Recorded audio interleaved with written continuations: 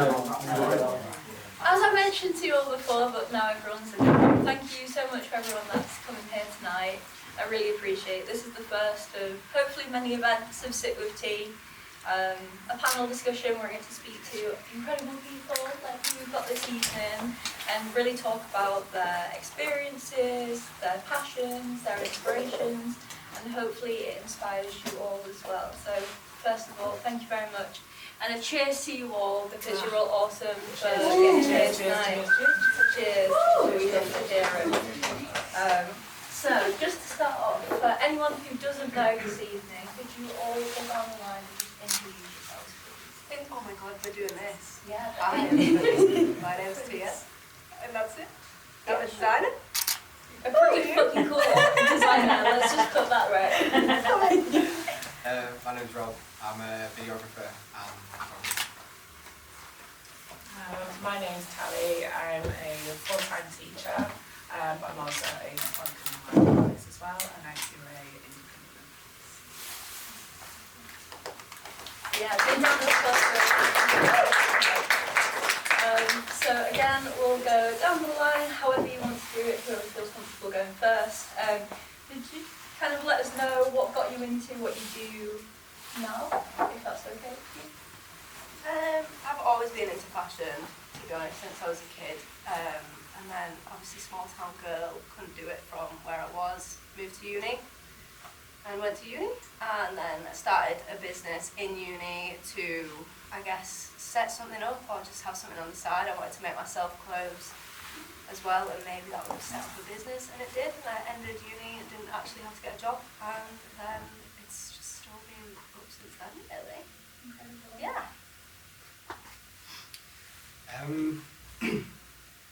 I just liked cameras when I was a kid and just kind of played with them for a long time, and then just tried to find ways to mash like my other interests into it, and that predominantly with music.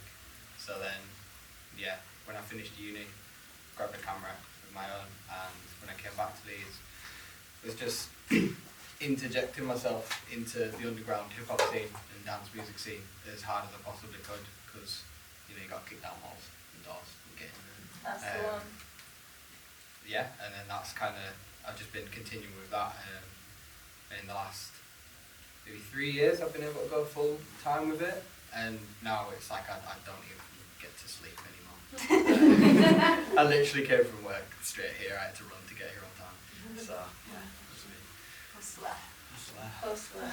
I had a bit of an unorthodox journey into poetry, so I started writing gig reviews in like 2004 for like upcoming grime artists, and then lifing and parenting and families, and then I didn't start again until like 2019, and I went to the Cellar Bar to do my first open mic.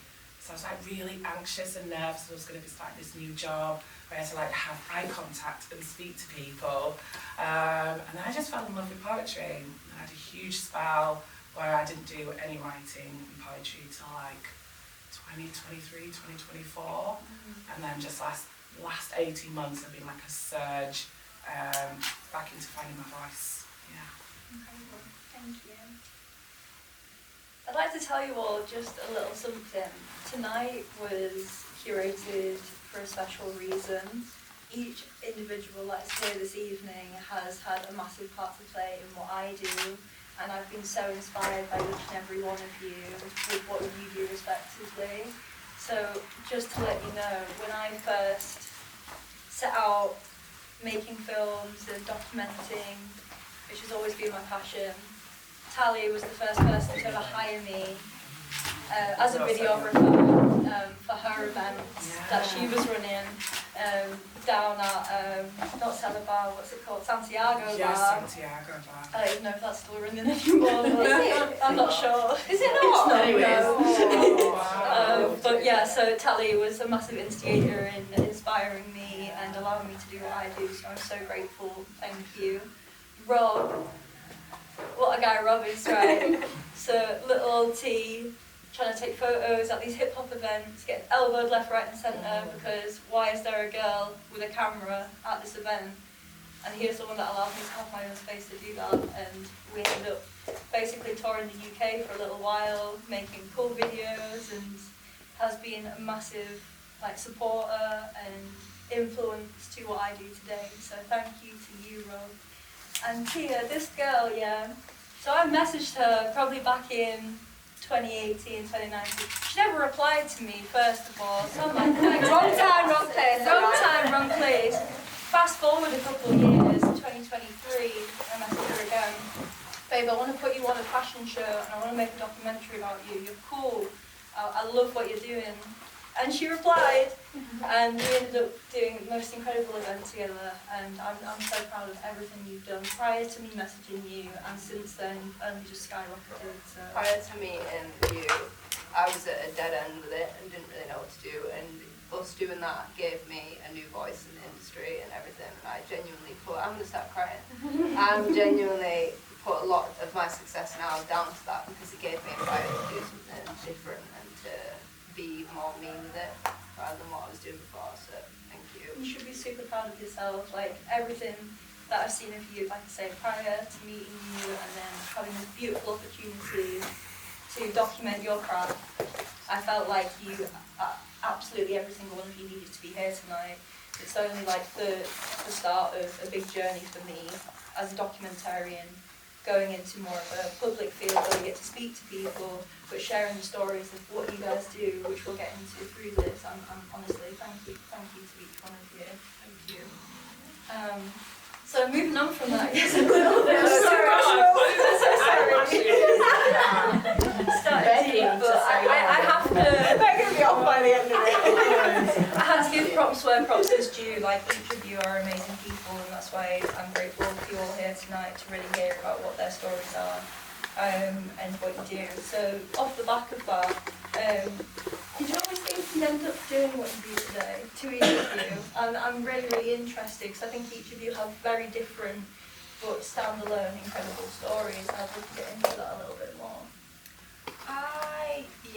There wasn't really, I had a lot of, again, small town thing, but obviously social media wasn't a thing, so it wasn't as easy to just start a brand out of nowhere. It was you have to go into the industry, work in London, do all this, and I remember my parents being be realistic with it and maybe have an academic career as a backup, and I was like, hell no, I'm not doing that. So I always kind of knew it, I just didn't know that I dreamt of this, of being my own designer, I guess, but I didn't think that it would go like this because it was so different back then. Mm-hmm. But yeah, I've always been a big dreamer, so I guess kind of.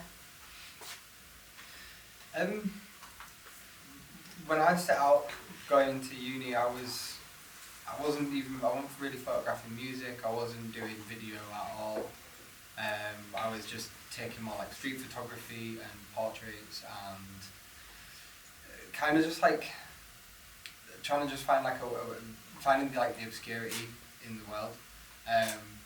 My whole thing has always just been I just want to do something with cameras because I find them fascinating. So I guess no, in terms of being where I'm at now, doing what I'm doing now. But to marry the music and the cameras together it's pretty cool. I was thinking about this today, and I think that I'm actually living my wildest dreams, but I didn't think I'd ever achieve it. There were so many obstacles to be where I am now, and it is insane the people that could see this for me, even when I couldn't see myself. And there's people in my life that are here and have passed that always knew that I was always going to do this, and the fear and self-doubt and the crippling anxiety of running out of time, I never thought I would make it in this lifetime to be able to do this. So it's a huge learning curve and just experience being a creative, but no, I didn't think I'd actually get to do it, and I'm really grateful that I am. Thank you. I know it really is passionate talk, isn't it? So I know that you've all spoken about really that it was something that you dreamt of, or maybe didn't dream of in a particular way, but I feel like what you're all doing now is so incredible. Was there ever a time that you felt like I couldn't do this anymore? I know I've had points in my, whatever career it is, creative career, where I just wanted to kind of just stop everything, whether that's a shoot gone wrong, or I'm not getting the work that I thought I was.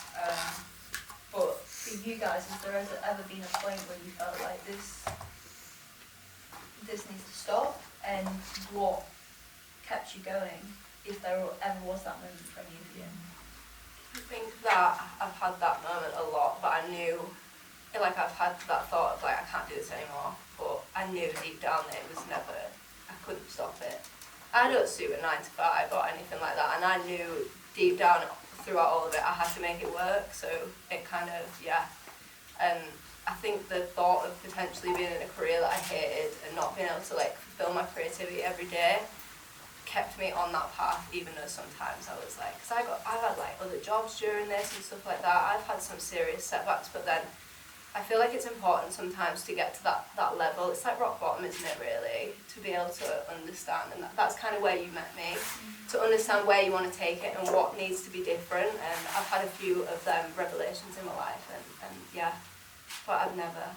What keeps you going in the moments?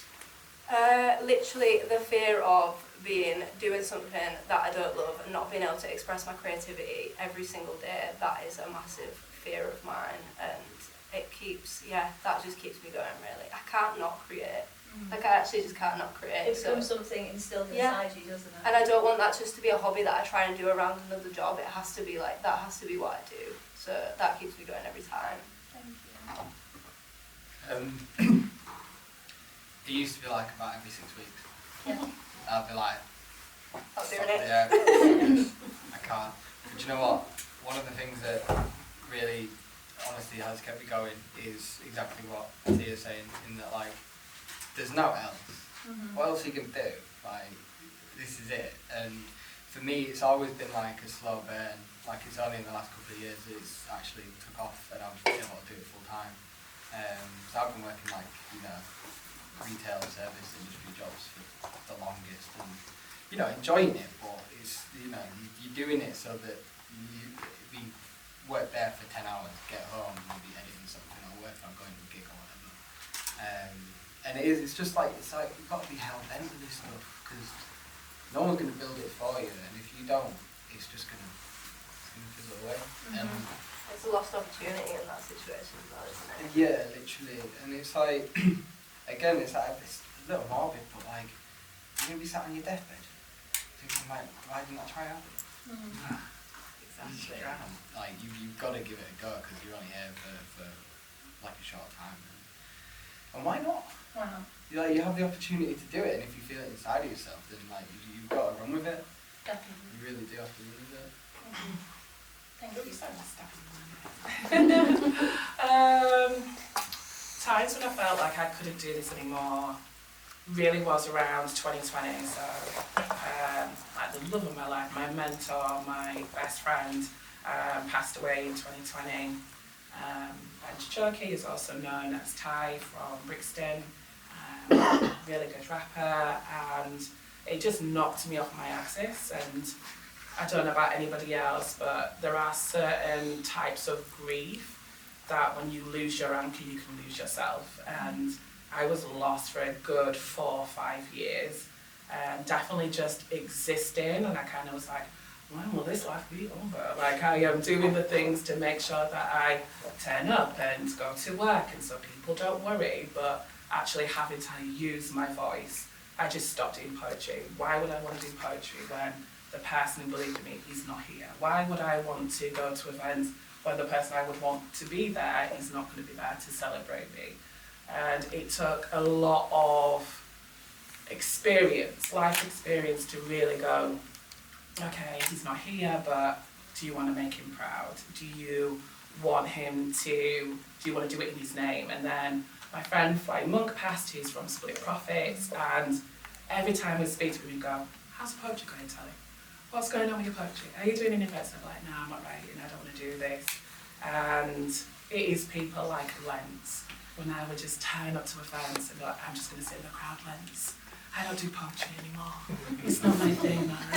I don't do that. And he'd be like, oh, Tony, come on, you can do this. He's so intense. He's like, I believe in you. You've got this. And surrounding myself with people who are still on this earth, who believe in me as well, gave me like the push to keep going. And Lens was like, come to Leather Lines. And Testament was like, I think you can do this. And we sat under a tree across the tracks and just talked about life. And I've been friends with Testament for like 20 odd years. And every time I see him, it's like, have you got this? And I'm like, I've got this. So it's having a really good circle of people around me that keep me uplifted when I think, what is the point? There's the honouring their memory, honouring the things that they see in me, to not let that go in this life, and life is really short. And if you get an opportunity to just write or just put out a project or feel like today's the day I was going to do a little something, and you don't have to finish it, but you've got to move it. So that keeps me going. Yeah. Thank you so much for sharing.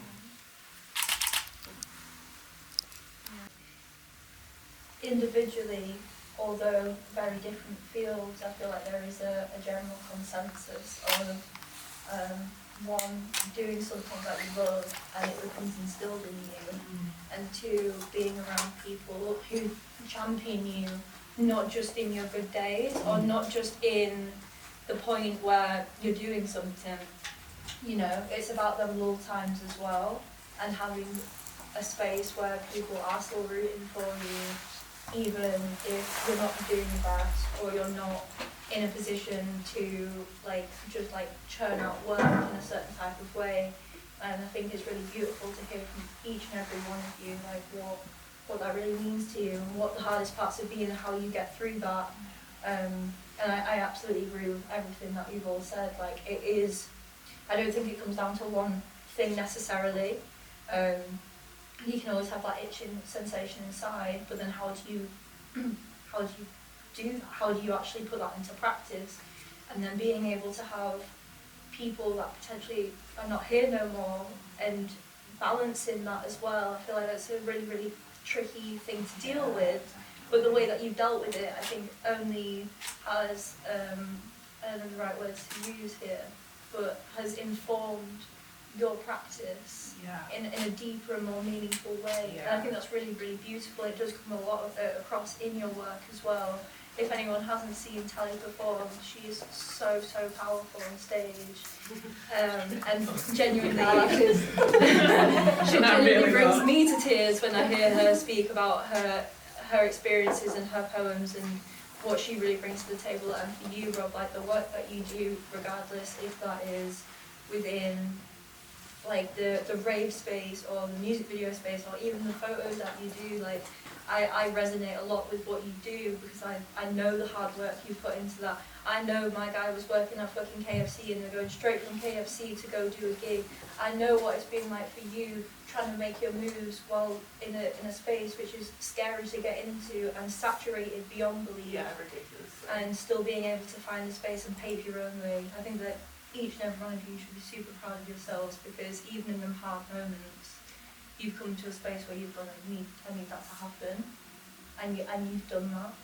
And I think for all of you, regardless what you do with yourselves, knowing that there are people out there who do care about what you do and know that you're doing it for the right reasons. Remember that, please, because all of these people haven't done this for no reason, and all of you can be the same as well. I think that's just something to recognise right there.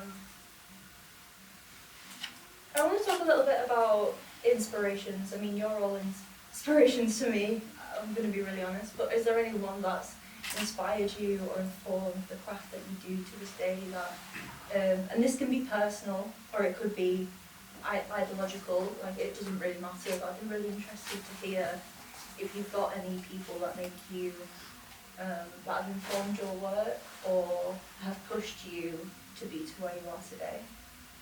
I honestly find this one quite hard all the time because I always think to myself, I should have these people to look up to and these inspirations, why don't I have that? and I'm like, am I just wrong? But I think I find that in everybody around me, like I'm surrounded by so many creative people that are doing their thing, and I think that inspires me the most, because it's real people and it's real stories I'm hearing, real people's experiences with different industries, and yeah, I think that's probably, and maybe like the future version of myself that I want to be, maybe being inspired by her as well, because I know that if that little girl sat doing designs years ago, would have been hella inspired by this person now, so I think it's nice to find that internally as well, but yeah. Absolutely. That's one thing I'll just quickly say. When I was filming with Tia for her documentary, that was the first thing when I asked you, that was the first thing that you said, was like, I find it crazy how maybe younger Tia would be absolutely wilded out by what you're doing now. And that it's nice now, 3 years later, to hear that you're excited about what future Tia is doing. And it's not just about here and now, but you're also thinking about the future. 100%. So I think that's a really big thing. I think I couldn't do that for so long as well, because there was so many setbacks all the time, and it was always just like clutching to try and get somewhere with it, and it's like I couldn't see that future, but now I actually can see that, and it's like, that's my ammunition for everything, really. Thanks for seeing that in me. Absolutely. For me, it's like, I've been like collecting quotes and thoughts for a long time. Things that people say, like, and things that I hear, like, they just stick with me and resonate. Like, I'm gonna butcher it, but there's a quote from like Walt Whitman where basically he's talking about how like, you know, like accounting and physics and maths and stuff are all like, yeah, they're good pursuits and it's important for society and it's like we need them to live. But like art, love, beauty, like that's why we live. That's what we live for. And like you get to essentially like have your verse in the great play of life. And like that kind of stuck with me.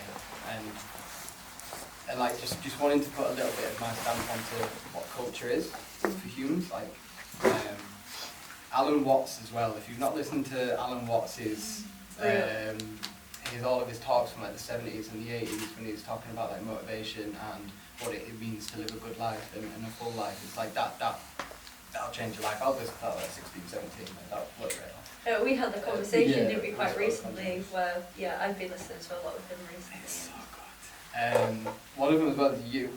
I remember You, right? Yeah. Oh no! This is one of the things I've been thinking about, I wanted to say. Basically, I remember on one of the last days of third year, when me and you were in the smoking area, and you were like, I don't know what to do. I've just been given an order, and it's like, however many bikinis or whatever it was, do you remember? It was right at the end of uni, and you had so much work to do, and I just remember looking at him and being like, you gotta go and make the clothes, mate. Yeah, I know. Like, that's it. And that moment stuck with me, because I was like, you know, there's me leaving uni not knowing what I want to do, and there's you leaving uni with like an actual order to fulfill for the thing that I'd gone to study. Exactly, and so it's like little moments like that, and it's like, Thank you. no, it's alright. And like other people at uni as well that like, you know, I think about like James Cray as well, like he was finishing and instantly going off around the world filming for like Lad Bible and stuff, and it's like, it's possible. It's always been that like, Everyone's it's possible. timelines are so different though as well, and that's important to remember as well, like not everybody's going to do it immediately, and everyone's on their own little journey with it.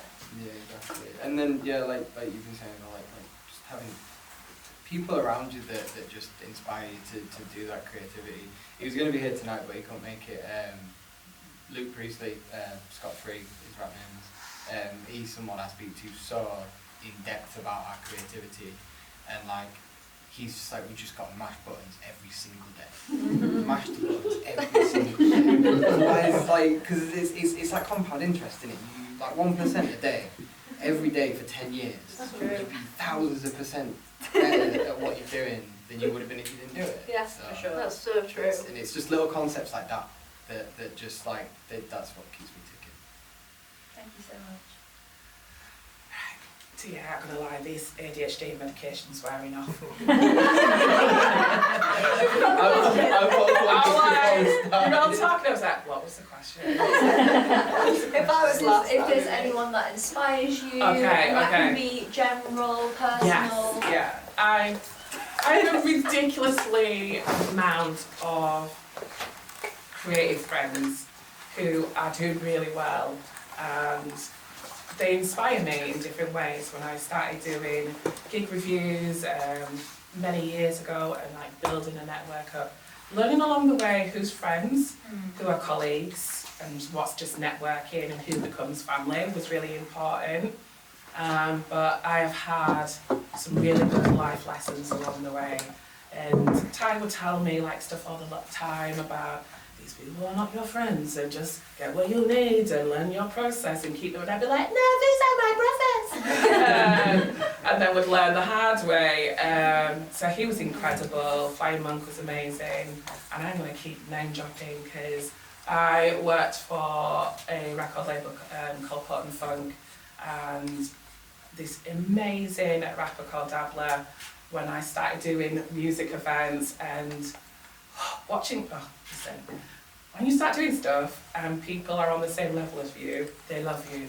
Or if you are praising them, they love you. Start being on the same level as them and watch how people's energy will shift real quick. And I had to learn the hard way that if you start doing stuff that other people want to do, it gets really techy and people's energy will change really fast. And you will see resentment and issues, and you're like, but we're friends if you're my brothers. And they're like, no, you've got my opportunity. And Dabble was like, listen, first of all keys can't open new doors. So there's certain people that you're going to have to leave behind to keep going. And I was trying to drag people left, right and south. We're all going through these doors together. And he was like, no. You've got to literally know who's going to be your circle and keep moving.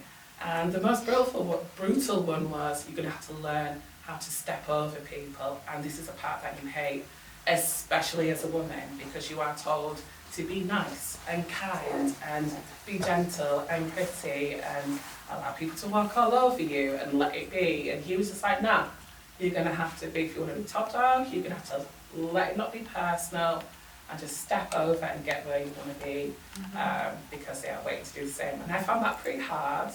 But then I have like friendships, like in Manchester with like Fallacy, who taught me how to just look at the business as a business and see what kind of stuff I wanted to do, and helped me like build around my ADHD. And yeah, a lot of like good friendships that are doing better than me, that can give me advice, and people that are in my circle who are doing incredible things as well.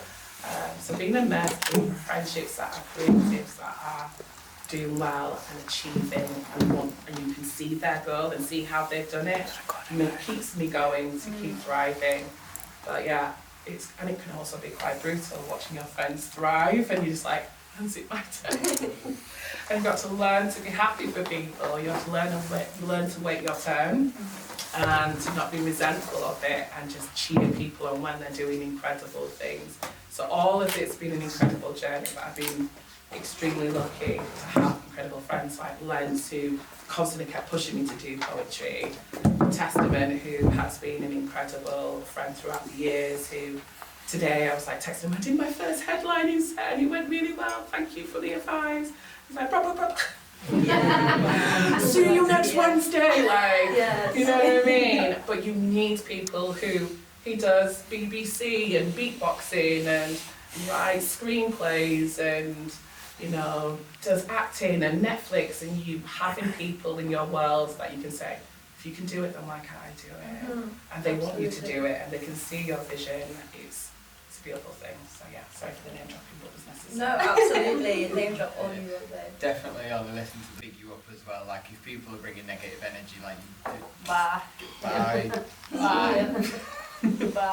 Absolutely agreed. Yeah, I couldn't agree with all of you even more. But it is really interesting. One thing that I know, Talia, we touched on prior to this conversation tonight, is something that I know that we've all spoken about, especially Tia, what you mentioned. That timeline is not like to what you do.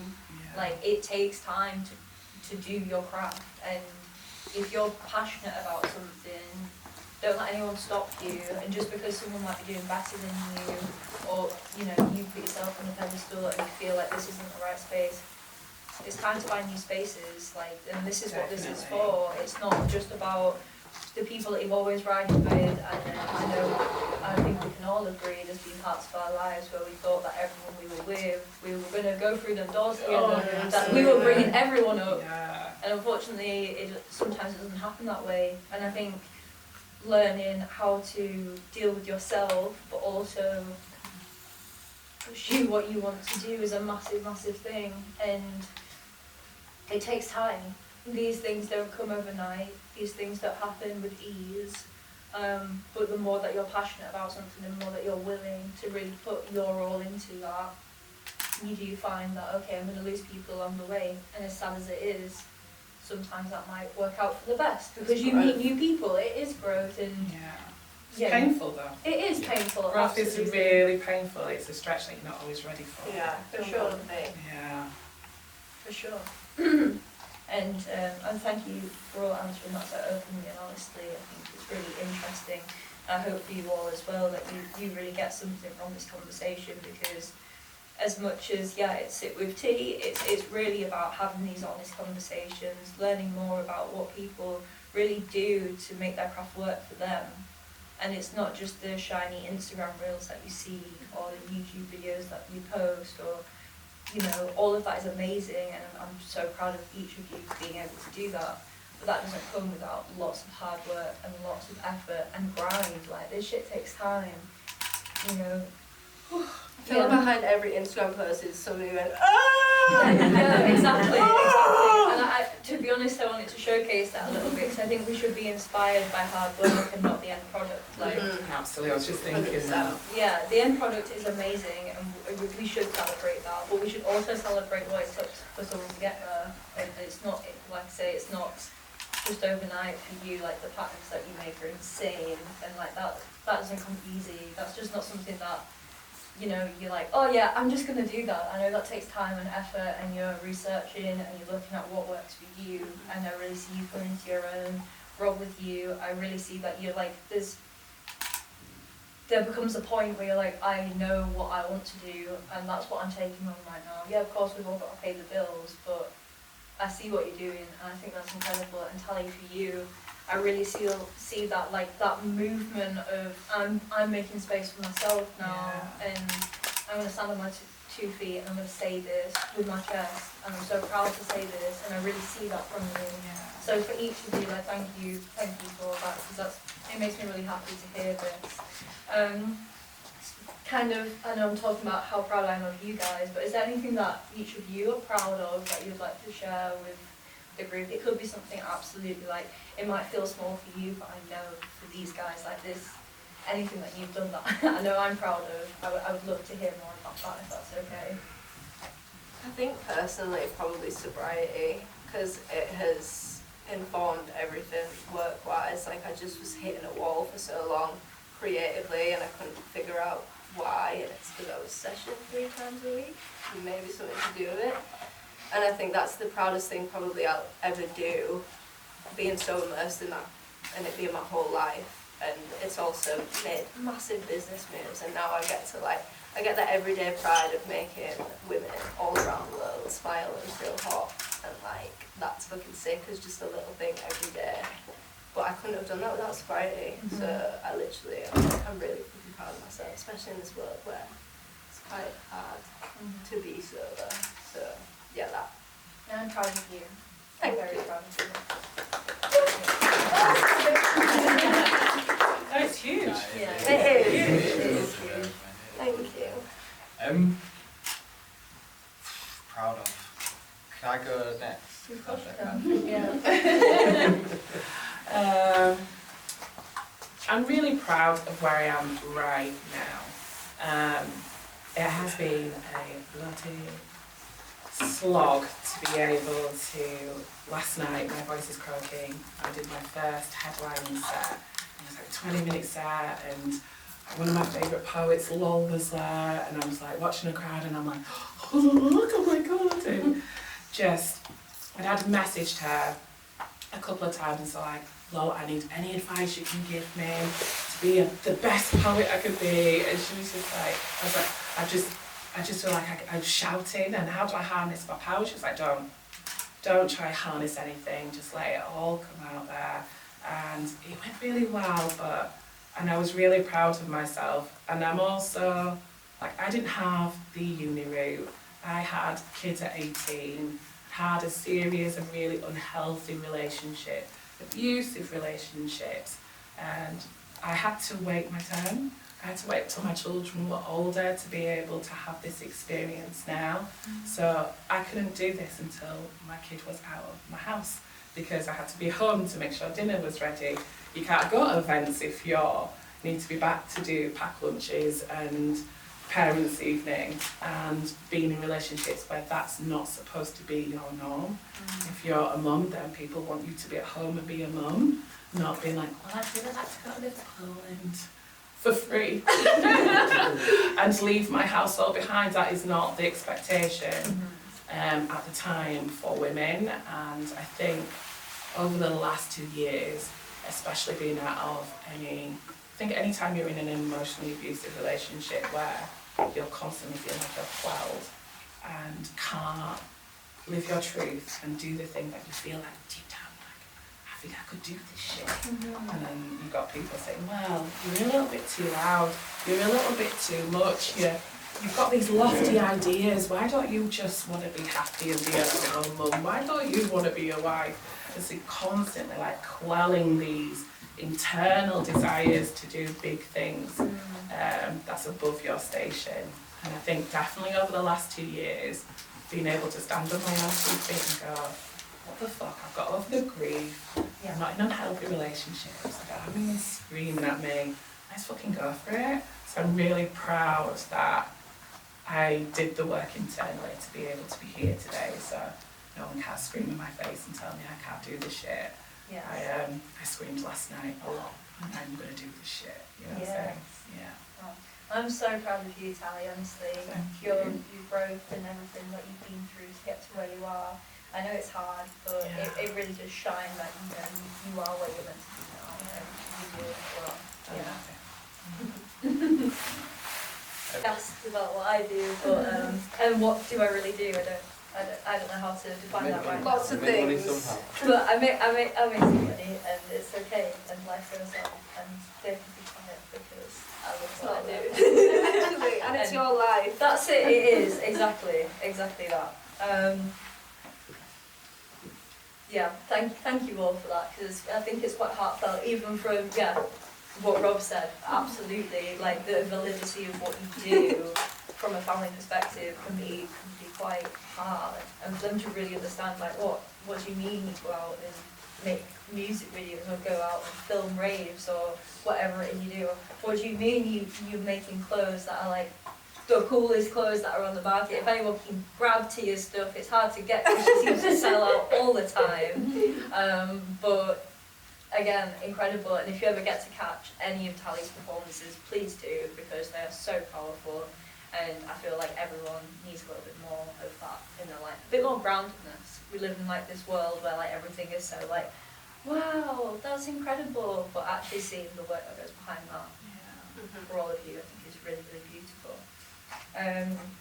So I know we talked a little bit about what keeps you going and your inspirations.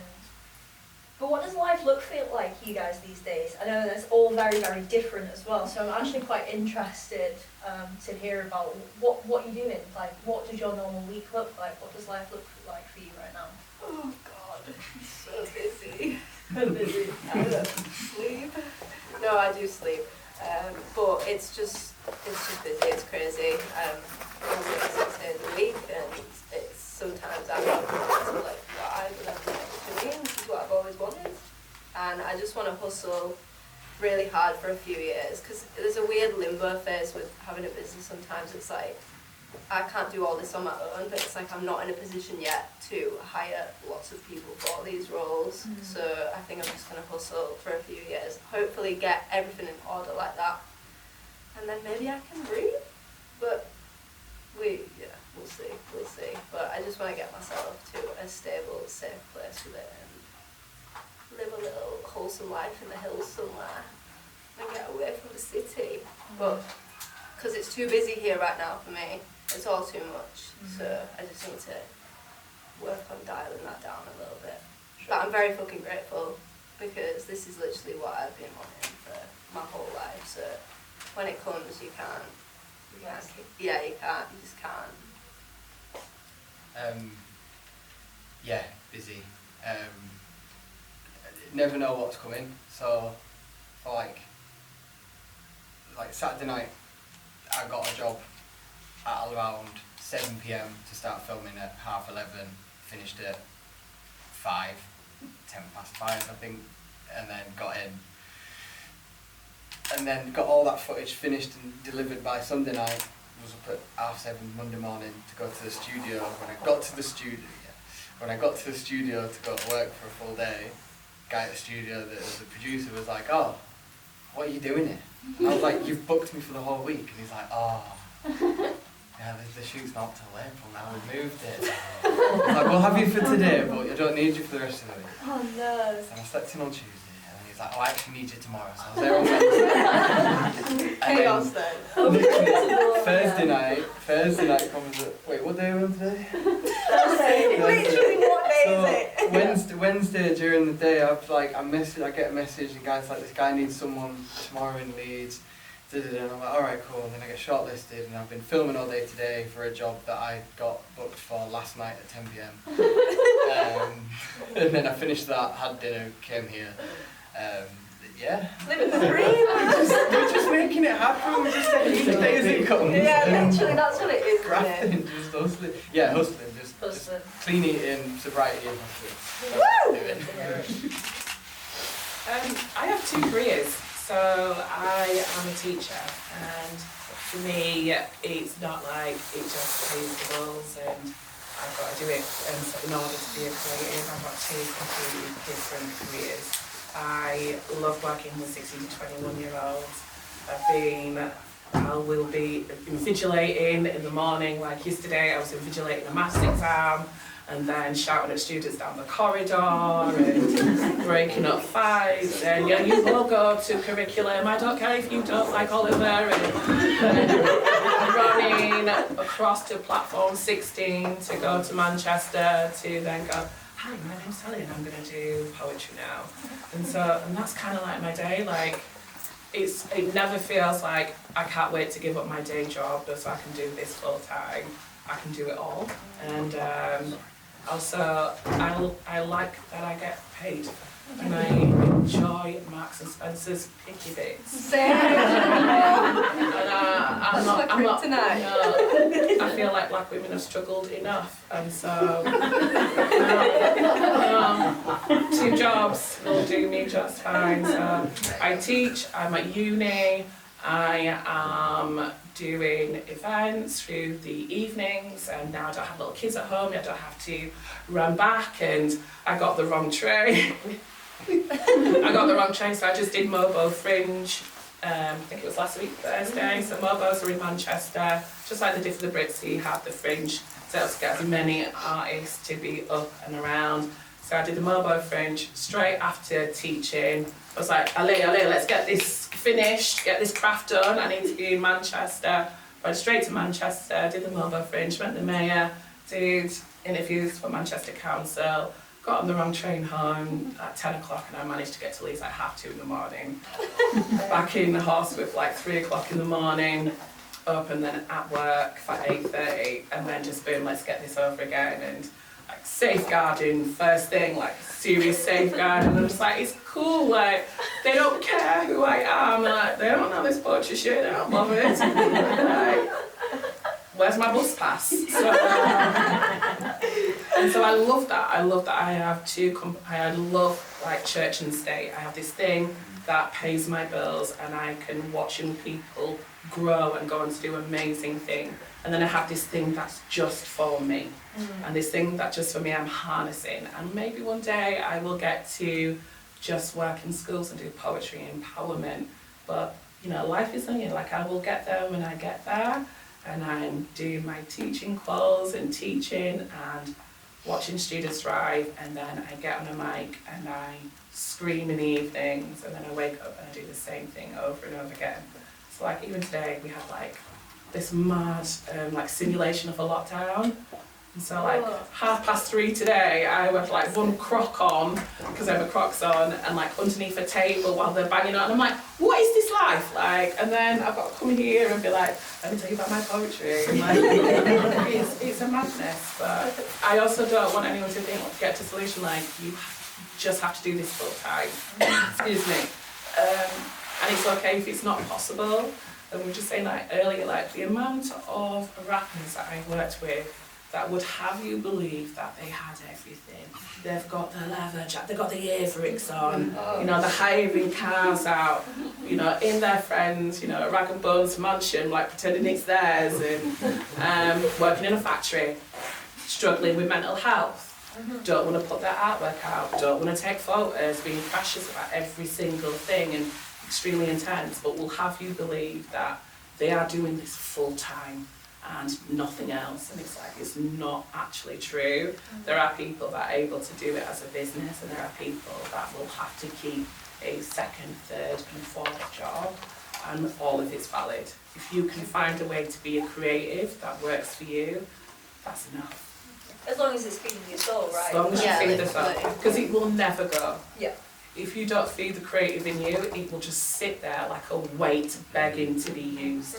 And your day job will feel like excruciating pain if you don't feed the creative inside. If you can get to do both, amazing. If you can just feed the creative on its own, kudos to you. Yeah. But again, I love a Max and Spencer's, and I'm gonna do both. You do both? I'm gonna do it all. Absolutely. Yeah, but, Absolutely. you know, sometimes you can't do all. Thank you so much. Thank you. So we are coming, like, I guess, to slightly the end of the conversation. But I have been so grateful to speak to every one of you tonight, and for you guys to share with everyone else in the room, really your experiences, what you've been up to, and where you're all coming from. And absolutely agree with everything that you guys have said in terms of timeline, passion. But one thing that seems to be like the underlying theme is that no matter what you're doing, it does come down to the craft, right? And that might be hustling jobs or turning up within hours of being booked for something, or having to plan your weeks out in advance because you know how life's going, and that's good. And even though it's exciting, all of these things take a lot of hard work and effort. And you all should be proud of yourselves for the fact that you can do such a thing and still stand on your own 2 feet and do what you do. And to me, you're all such an inspiration. And I'm so grateful for that. Is there anything that you have coming up soon that's interesting, or anything you would like to plug? That might be a recent project, or any events, or any drops, or anything. If you want to give yourselves a little plug, I'd absolutely love that. Perhaps every Monday. If you can get it. If you can get it. Yeah. Sell out within like 30 minutes of her post. That's about 5 minutes. Oh, there we go. I'm doing a new collection right now, which is like some of the most technical and me stuff ever that I've done, and I'm so excited. I'm shooting it in a couple of weeks, and I'm really excited to shoot. And I'm just excited to just like blurt this brain out. I feel like I've got this just this flow. I'm just in this flow state with it all, and I'm really excited to see what's gonna come from it, but really excited about this new collection. Yes, the jacket is part of that. It's all a bit tucked up, I'm not very well, so but yeah, I'm excited about that. So I'm just excited about all of it. I'm just genuinely, for the first time, feel so fucking excited about everything. I'm just like, what's next? What's next? I'm on a panel. I didn't think I'd do that, so I know I've got a mic. And for anyone who doesn't have your social media, what's your social media? Shop Tiar _, Tiar, it's got an R on the end for no reason. My name, not the Instagram handle. I've got some really good music videos that I don't know when they're coming out because I don't decide that. We've got some really cool stuff coming, and I'm getting a new camera too. Big kit. Big kid. Is that happening, yeah? Yeah. We'll talk about that. Camera chat. Yeah. Camera chat. incredible, nothing but highs. Oh, that's not true. Lots of stretches, lots of crying in baths, lots of like voice notes to my friend Slim and friends about stuff. But on the 29th of January, I braved the cringe and put out a social media post like, if you know of any poetry events going on, could you let me know? And then it's just kind of been back to back to back. Also, no one prepares you for when you ask for shit and then it comes, you have to be ready. And if you're not ready, you just kind of got to go with it. And regulating your emotions to not cry at every whim has been excruciatingly brutal. And trying to quell the noise of I can't do this, yeah, but you still have to. So I just did Mobo Fringe, and that was amazing. Last night I did Poets Corner in Manchester, my first headlining set. I've got today as well, panel, come on team. I've got, oh my god, I've got so many things coming up. I've got late nights coming up as well in Liverpool. I have the Leeds Jazz Festival coming up with Blur the Lines. I've got Poets Corner coming up as well in May. I've got Black Creative Trailblazers coming up as well in September. I've got a couple of events coming up in between. I've got a couple of art gallery curating things I'm doing in London as well, where I work with independent artists to work with music and stuff like that coming up. And I feel like I've got a couple of others that I can't remember off the top of my head. But I've got mainly poetry events coming up, curating stuff coming up, and working on an ensemble cast where we do one of my poems, and we're going to have dancers and musicians and singers for Antis and Lovers Rock. But there's just been a poem called The Black Girl Effect that I've been trying to push for the last 18 months.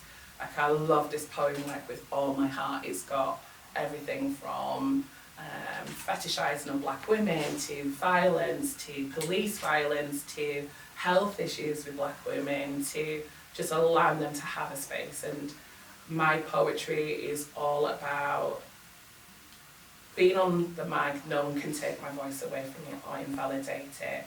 And if I just hear one click from a black woman that gets it, pure joy. So I've been just trying to push that poem as much as possible and entering spaces and accepting the opportunities when they come up and trying not to place too much fear in front of it, and just, so I've got about 8 events coming up and then another 7 artist curated things on the side that I don't push because it's not easy. So And where can people find you?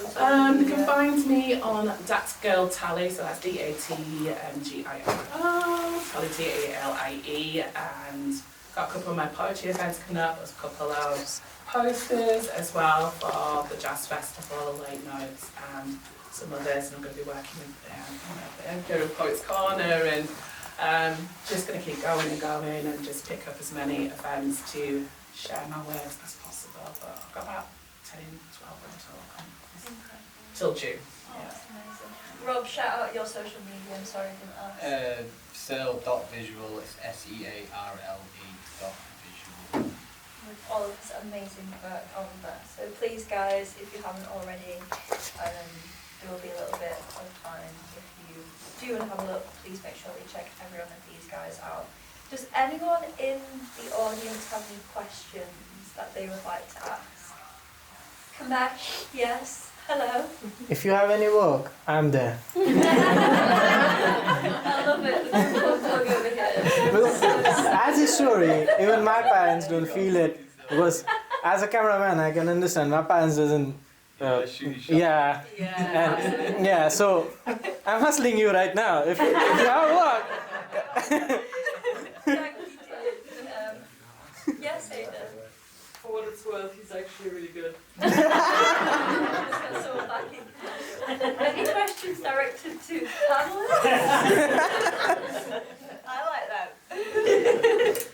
Tia, when was the first time where you were like, fuck, I've made it, I'm doing what I thought I was going to be doing? About 8 months ago. Yeah? Genuinely. No, because in the past I have had I've stopped on massive American websites and stuff like that, but because what I was putting out there didn't feel like totally in alignment with what I wanted. I was doing it kind of because that's what my audience was. It didn't feel as satisfying as it feels now. And I feel like I've never in my life had to do drops. I've always just had stuff selling constantly and just like it's been busy but ticked over, but now I actually physically have to stop orders because I can't do it all. So I feel like when that happened, I started making this pair of pants and it just gone mad. I think I've sold 1,000 pairs since then. Ooh.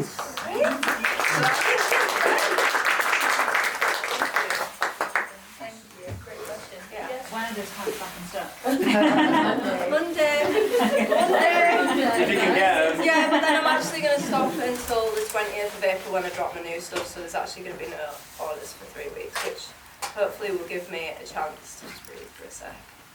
But we'll see, because I've still got to get through all the orders. Pray for me. Any more questions? Yeah. How do you balance like commercializing in creative practice, especially doing things that creatively fulfill you, don't necessarily pay, and things that pay, don't necessarily creatively fulfill you? How do you guys find the balance between the two, and like, what's the sacrifices you have to make? It's actually so hard to do that because I feel like when you make your like craft your career, it's just so hard to find that balance, I think. And like what you've done with not doing photography as a career, like I feel like you've got to find things like that.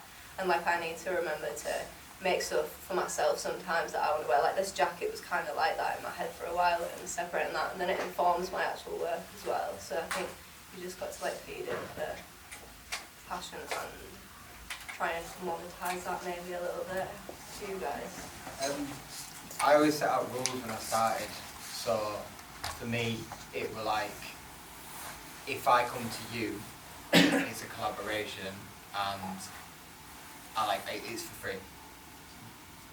But if you're coming to me and asking me for my services, then it's like there's a fee involved.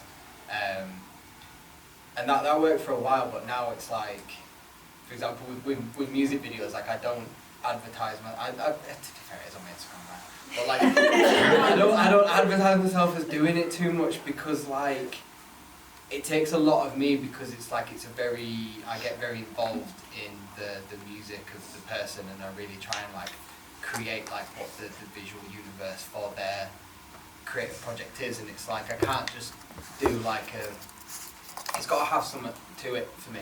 So like for it now, it's like I don't really charge for them, but I just don't do them for stuff that I don't want to do. Like obviously I'll do them for money if the guy's like, I'm still taking commission, but I don't seek it because it means a lot to me to do it. So I only really work with a select few people that I really give a shit about what they're trying to do with what they're doing. Do you know what I mean? So there's my like separation. Whereas like with the stuff that I shoot for like DJs and stuff, like it's still, my heart's still in because I love the music and I'm like, I find dance floors like an incredible like weird amoeba of people that like they're all different but they're all the same, but it's a technician thing and I'm doing it to serve a purpose for their social media so they get more bookings. So it's commodified there. For me, having two careers where I can teach and I'm fulfilled in that and I get a salary from that, although they could pay me more, means that when I do my creative stuff, I don't have to sell my soul to do what I love. So a lot of the time, if it's poetry, that is my outlet. That's the creative in me that allows to stretch my breath and charge into the world as myself. And most of the times, if someone asks me how much am I going to charge for to do a slot, I always just say put it back into your business. Because we've done events and we know how hard it is to put them on and keep them, and the bureaucracy of trying to get events in Leeds and all that stuff and the cost of things, that if you're going to give me £100 or £50, I'd rather you just put it into your leaflets for your next event. That's always been my just my value system. When I do curating with art galleries, I get to choose who I work with, and I've built a network of people where it's just this quiet thing that never goes on my social media, that is just their work and I get to be a part of it. And that's commissioned, so I can earn anything from 1,500 to 3,000, and it might be once, might be 3 times a year, sometimes it's a little bit higher. But it's just like this quiet little project that I don't have to share with anyone, and it's nice. It's really nice that no one knows about it, and I just go and I do it and I come back on a flipping flexi bus and I just go down for the day, go do it, put whatever it's for, and then I come back and I don't really talk about it, and I just watch them do their thing, and I'll do a little share and little thumbs up and keep it pushing, because it is just for the joy of it, and I just get to experience it without going, oh my god, you see how I just did this thing, could you just give me like a little like please? Like, I'm not begging her likes, I don't need it. So if I get 1 like on a post for my poetry, that feels more painful. Because I'm like, do you not like my words? I can't tell you, I'm like, this took time. And that's quite challenging, isn't it? So social media can be its own echo chamber of noise. And also if I get too much attention on social media for stuff, I find that really overstimulating, overwhelming, and then that makes me retreat, which means I lose jobs. So I'm quite trying to wrestle between answering messages and trying to elevate without also being over. I hate the thought that there's thousands of people that can see you and you don't know who they are. I like interactions that I like one-to-one. So my curating stuff on the side, that makes a nice bit of money. I don't have to worry about that. It means I can do the poetry for free and just enjoy it, and then just write because I love it, not because I require some kind of capitalism for it, and then sell myself. It's not going to happen. Especially for black women.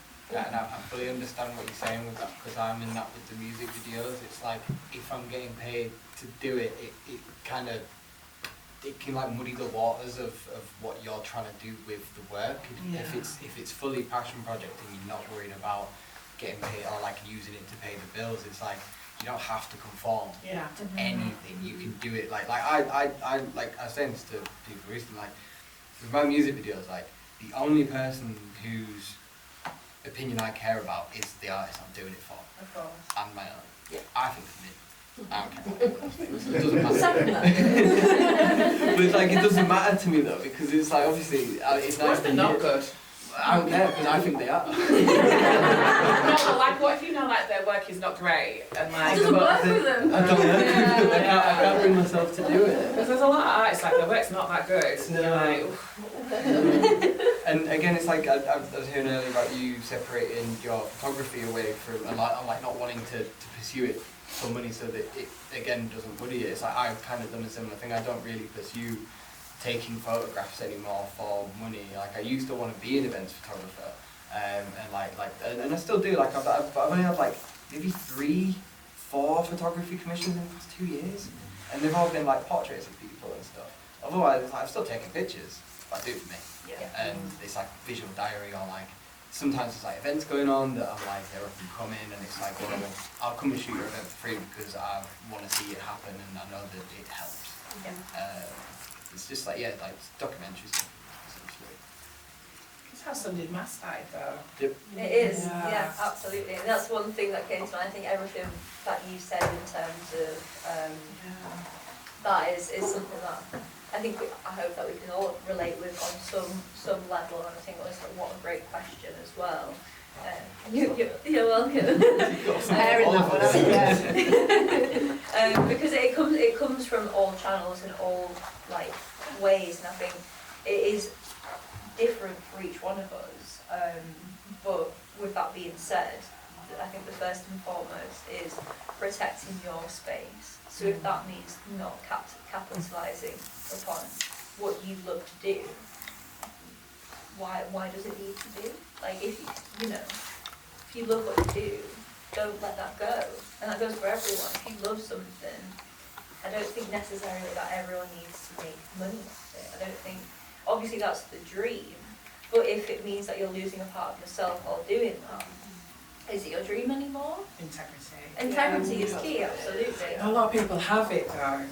And so if you have integrity, it's actually like a double-edged sword. Like, I remember like my dad when I was like 12, like crying in the car like, these girls, and they want to do so-and-so, and I want to. It's like, if you've got integrity, like your circle will always be small.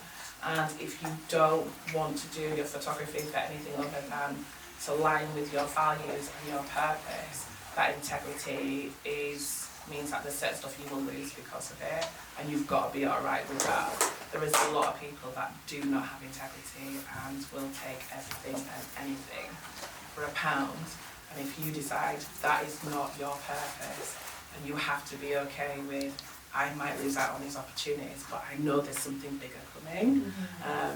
But that is a very small pool of people, and we'll always work with people that have it as well. So, got to hold on to it if you've got it, because it's very rare.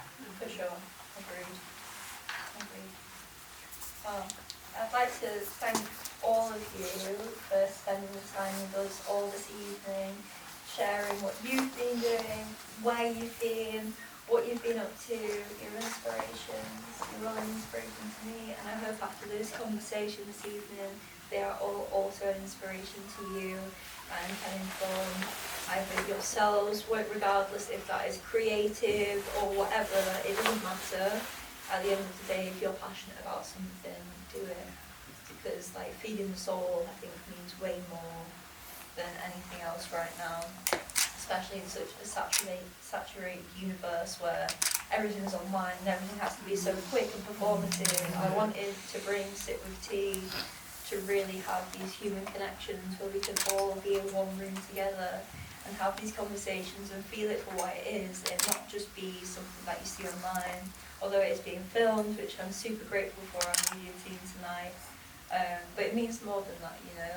All of you here tonight, it really means the world. It's not only me, but I'm sure these guys as well. So I would like to thank you all for attending this evening. It does mean the world to me, and thank you all for turning up. Thanks for Like, having us. you guys are awesome. Can we get a round of applause?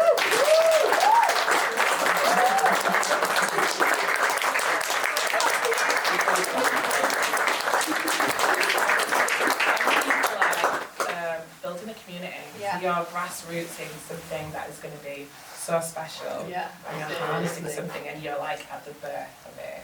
And so It's so I'm so neat to see. excited to see how it goes. Seriously, it's so sick to see why you shall do something so public as well like this and be the face of it. And Not easy coming from behind. To Right. the front. I know. Yeah. Behind the camera. Yeah, For guys. anyone that doesn't know, like my little background, I've been like a filmmaker for about 10 years now.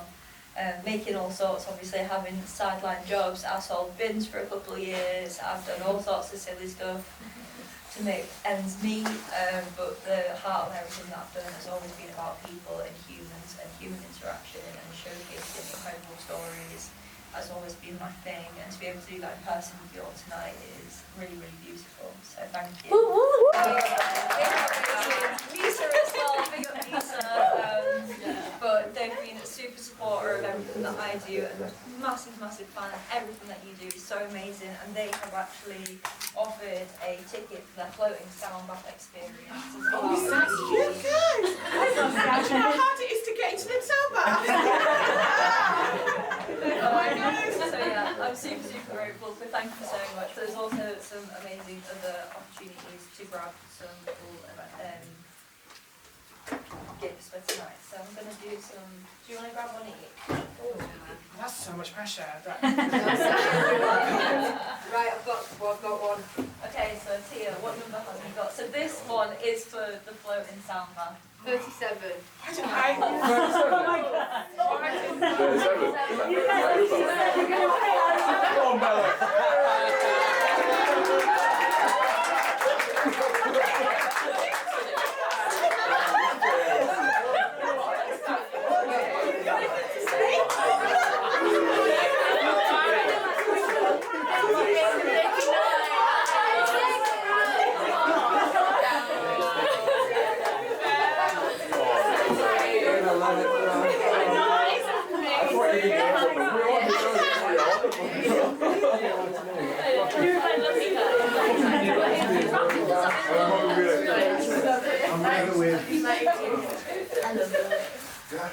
Number 39.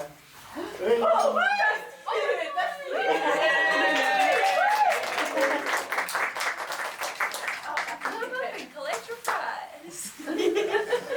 So So it's graphic design for everybody, so it's like an introductory to graphic design. There you go, very lovely. What's your name, sorry? Is that Elle? Nice to meet you. Thanks for coming, babe. Oh my gosh, you're so cute.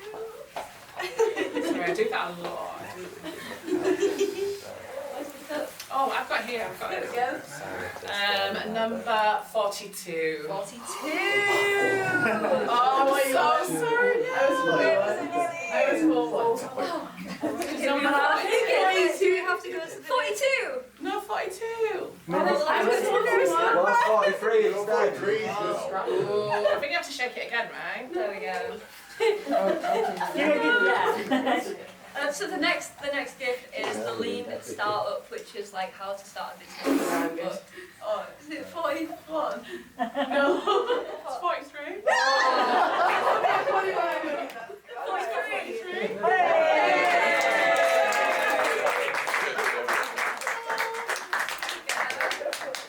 And if anyone ever needs their car sorting, this is the man to do it.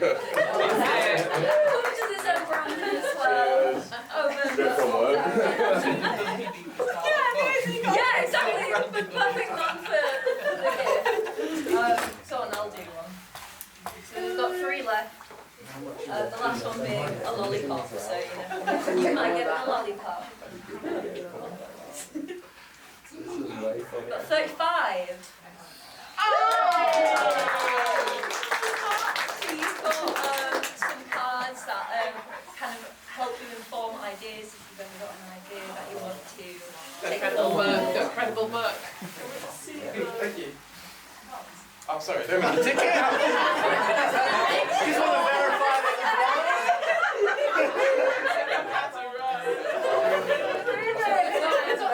Got 2 gifts left, so go for it.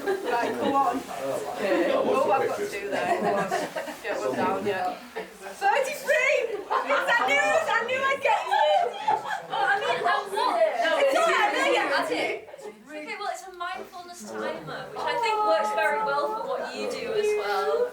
I love doing little plugs, but Holly also does awesome massaging and stuff, so get in touch with me and a massage. Who's getting the lollipop? Who's getting the lollipop? That's my most exciting. Stay far.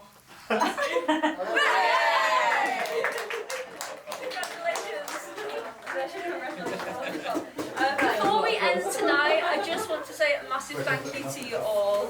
You've all been so amazing. A big thank you to our media team that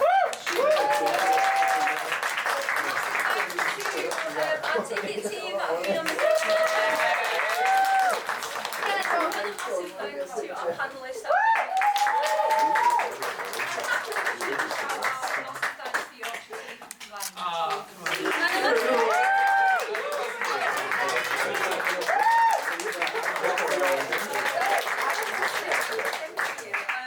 if you guys want to stay around, we'll be doing some networking in the room that you came in through.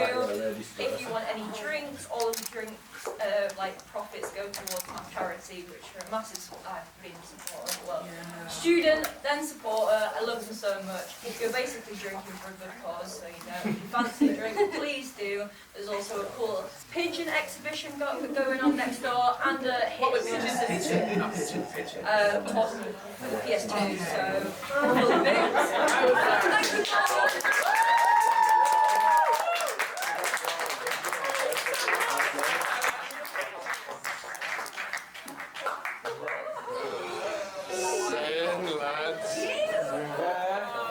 Fucking sound